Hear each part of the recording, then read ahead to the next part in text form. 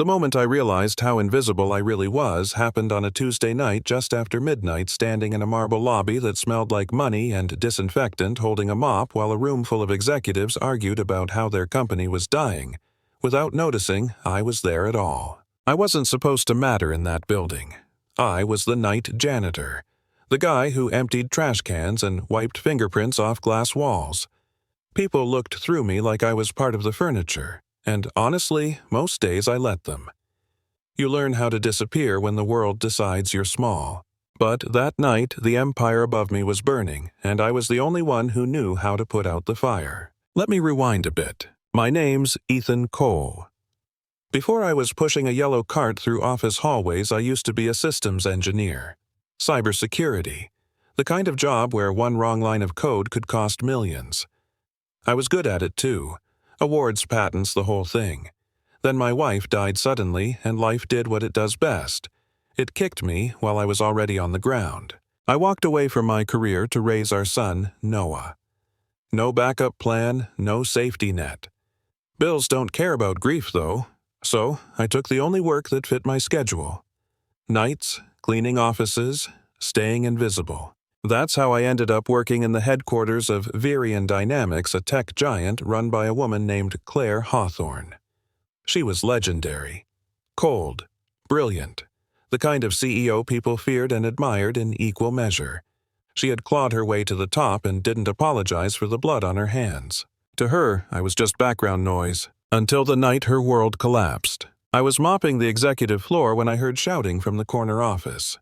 Raised voices, sharp words, panic leaking through glass walls. Screens were dark. Phones were useless.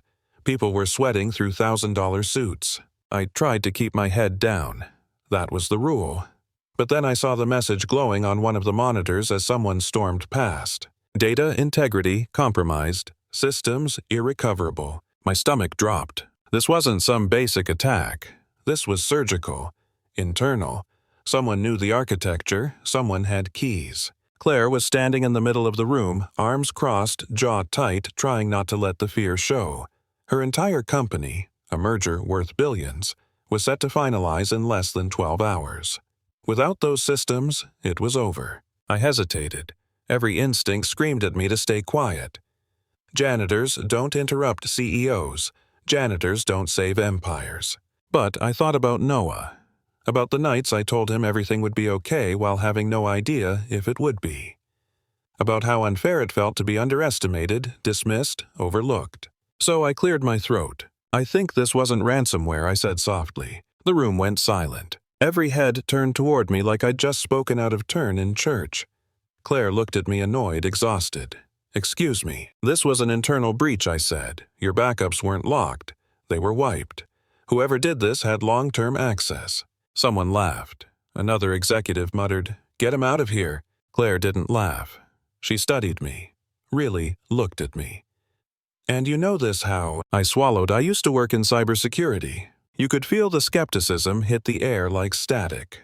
Claire stared at my uniform, my mop, my name tag. Then she did something no one expected. She said, "Sit." I did. My hands shook as I touched the keyboard for the first time in years. Muscle memory kicked in.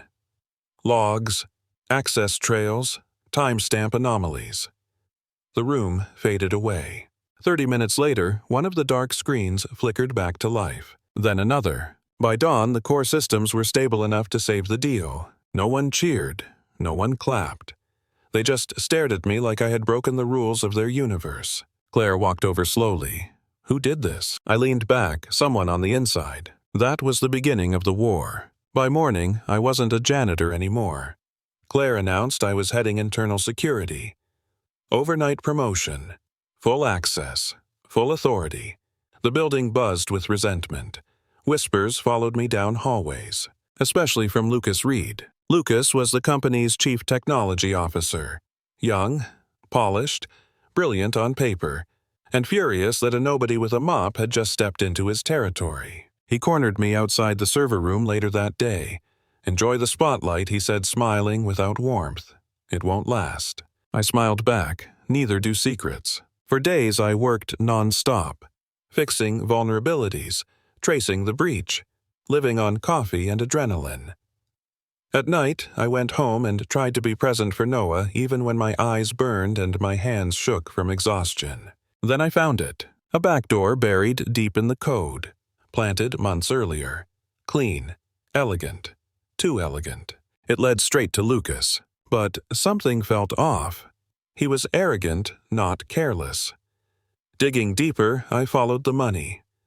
Offshore accounts, shell companies, a pattern that pointed higher. The real mastermind was Claire's closest ally, her CFO, Margaret Lynn. They'd built the company together, 15 years of trust, friendship, shared victories.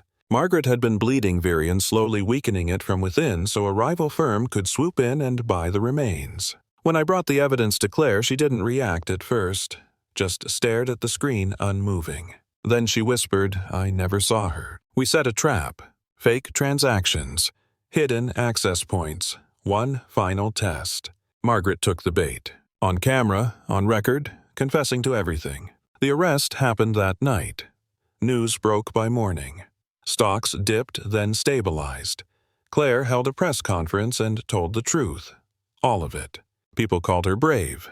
Others called her naive. But the part no one saw was what happened after. I got a call one night, a distorted voice, a threat. They mentioned my son. I found a tracker under my car. That's when Claire understood the real cost. This wasn't business anymore. This was personal. We finished it fast, clean. Authorities involved, loose ends cut. And then when the dust settled, I walked away. I chose Noah. Claire didn't try to stop me. Instead, she offered me something different. Funding. Freedom. A chance to build something for people like me.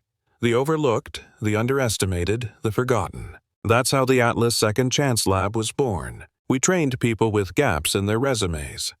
Single parents, veterans, former inmates with skills and nowhere to go. We gave them dignity, not charity. Claire stepped down as CEO months later. She volunteers with us now, listens more than she talks.